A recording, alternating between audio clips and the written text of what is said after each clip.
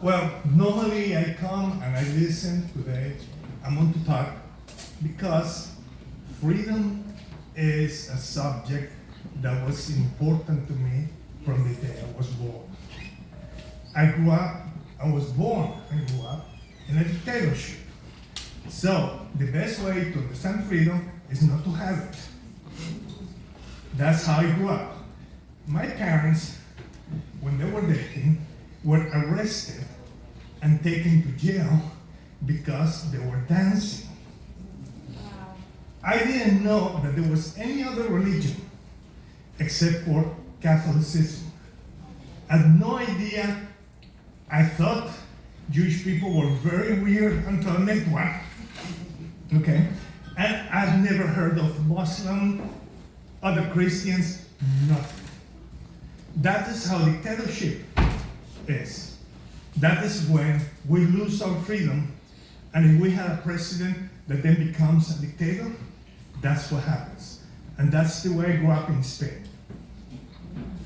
When I was 15, I found for the first time what lack of freedom can do so badly for a person.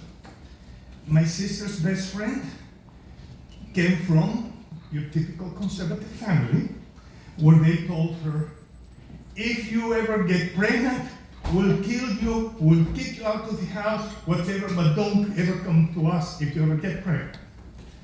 And guess what? She had a boyfriend, she got pregnant, and there were no abortions, there were no contraceptives, there were no abortions, because that's what lack of freedom is. So, she was forced to have a back alley abortion. And 3 days later, I was looking at her dead in her funeral.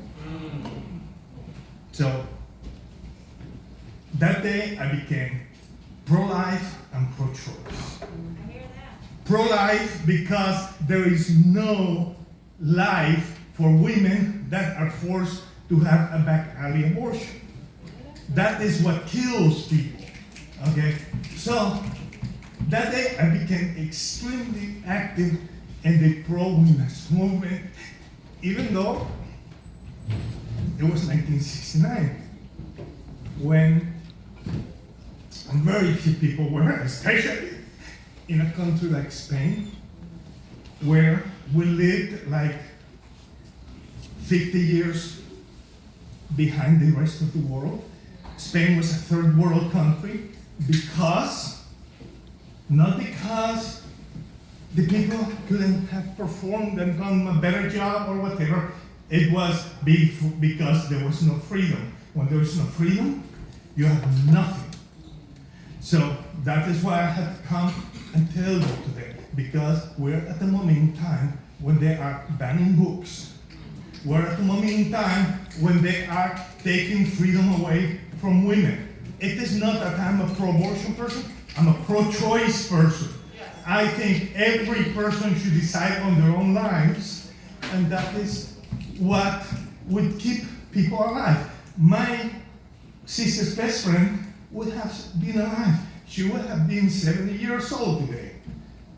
Now, but instead of that, she died so many years ago. So, that's basically what not having freedom is. I'm not telling you what freedom is, I'm telling you what not having it is. Thank you.